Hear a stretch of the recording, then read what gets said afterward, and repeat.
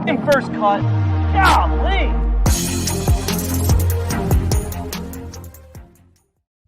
Welcome to the First Cut Podcast. I'm Rick Gehman, and this is your round one recap episode for the Waste Management Phoenix Open. And joining me to break it all down, it's Kyle Porter. KP, what up? Not much. An eventful day, maybe not in the direction that we thought it would go. I'm curious, what's your story of the day for day one? We're kind of wrapping things up. There's been a lot going on. What to you sticks out as the story of the day? I actually think that TPC Scottsdale is a better course than people give it credit for. I think this tournament is known for the raucous, the fans, the environment. This is a course that you can see really low scores like a 63. You can see some pretty high scores. You can get into trouble. I just watched Justin Thomas take a 7 on essentially, for him, a very much drivable par 4. I mean, I think this is a better designed course than we think it is.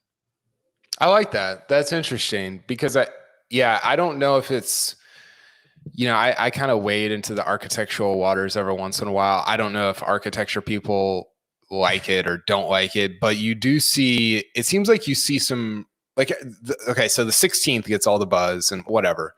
I think the 17th is fascinating. I think, what's the other, was it 15 that JT hit it in the water on also? Par 5? Yeah, the par 5, yes. Yeah, I think that one's pretty interesting, or can be. And so, I mean, I could watch 17 all day. I think it's super, super interesting. And the tee shot on 18 is intriguing. So, yeah, I agree with that. Although I don't know if that is who knows? Architecture people might be yelling at us. For me, it's Steve Stricker shooting a 65 on day one. He beat pretty much everybody in this field who's going to be on his Ryder Cup team later in the fall, and pretty much everybody in the field that's going to be going against him on the European team. So I don't know what his last good finish was on the PGA Tour, but that to me was story of the day on round one. Yeah, I like that too. Now, as we chat right now, there are 2 atop the leaderboard. Producer Jacob aptly pointing out that KH Lee could ruin this recap for us if he goes ham over the course of his next couple holes. And I say there's only 2 leaders here. So as of right now, KP, we've got 2 in the clubhouse at 8 under par, 2 rounds of 63. We'll start with Matthew Neesmith out of South Carolina. This is a guy who has made a couple of had a couple of decent finishes here in the 2021 season. He had a top 10 at Shriners. He had a top 20 at Sanderson Farms. Those were back-to-back weeks. And then he ended his calendar year with a 15th place finish at the RSM, and then missed the first couple cuts, made the cut last week at the Farmers, and he was dialed in on Thursday and 8 under 63. Yeah, him and Hubbard both hit the hell out of the ball. I mean, they were, I think, 1 and 2 from tee to green. And I mean, golf is idiotic, right? Because we're talking on Tuesday, you and I and the rest of our crew about, okay, this field feels top heavy, right? You've got like these top 5 guys. It feels like they're all going to just, be lights out this week. They're all playing pretty well. And then Mark Hubbard and Matthew Neesmith go out and shoot a combined 16 under with no bogeys and are 1 and 2 from tee to green. And you're just like, okay. I mean, these guys, they've played in 154 events combined in their career, 156, something like that. They have 5 combined top 10s. I think Neesmith has 2 and Hubbard has 3. And it's just, I think it's crazy, but I also think it shows kind of the depth that we just never really talk about on the PGA Tour. Here's how idiotic golf is. Mark Hubbard, who's leading this golf tournament, the last time we saw him was doing the snail putting grip at the American Express with his little pinky at the bottom of his putter shaft en route to a missed cut, gets rewarded by the golf gods in his very next round with a 63 to lead this golf tournament. That is golf. It is. Look at this board. I mean, think about the guys that we had coming in. The Rory, JT, John Rahm crew. I mean, you've got KH Lee, James Hahn, Tom. I mean, this is it's so dumb, but it's so fun. Also, are any of these guys specifically at the top, Neesmith or Hubbard, are they beloved in like the DFS fantasy world at all? Yeah, actually kind of both of them. Hubbard definitely is. The things that make people unique, like the putting stances, that always gets people interested. And he's gotten hot at times, but Neesmith recently has caught a lot of steam because he's a big strokes gained approach guy. So that's Yeah. like when you pump in all the models and you forget about putting because we say that's super volatile, like Neesmith seems to pop up quite a bit. Well, Neesmith's interesting because you see, and these aren't guys that we know a ton about, but you see his photo and you're like, oh, he looks like he's been on tour for like 15 years. He's like 27. Him and Jordan Spieth are the same age, and he's only played in I think like 38 or 39 events in his PGA Tour career. So don't be fooled, I guess, by the appearance or the yeah, just like his profile or whatever. I think he's kind of underrated, I guess is what I'm trying to say. The biggest name lurking is certainly the X-Man, Xander Schauffele, a 5 under round of 66. I mean, he had it rolling. So he goes out on 10.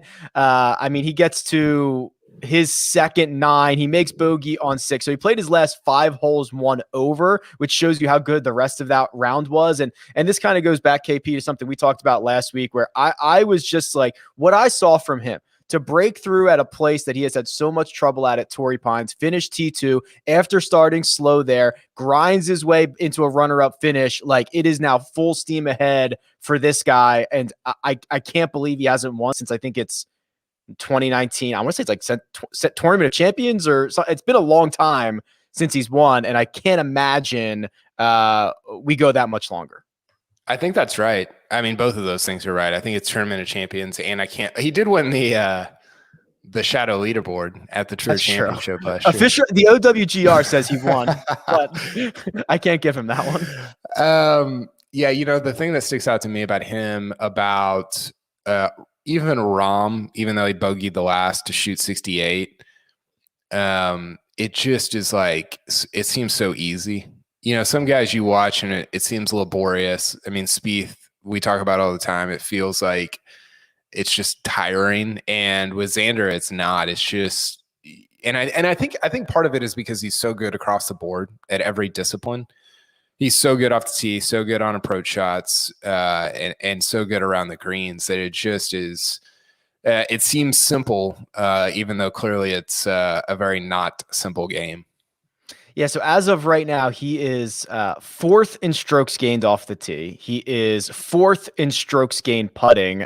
Those two things alone will take you quite a long way through 18 holes. A couple other big names here. You mentioned Jon Rahm, who closed out on 18 with a bogey. It felt like he left a lot out there. I'm not sure how much of his round that you saw, but this I feel like there's one direction for Jon Rahm to go, and it's towards the top of the leaderboard.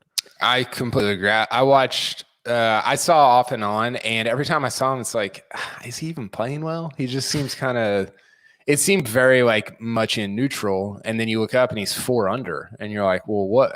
And that's sort of what I'm saying about Xander too.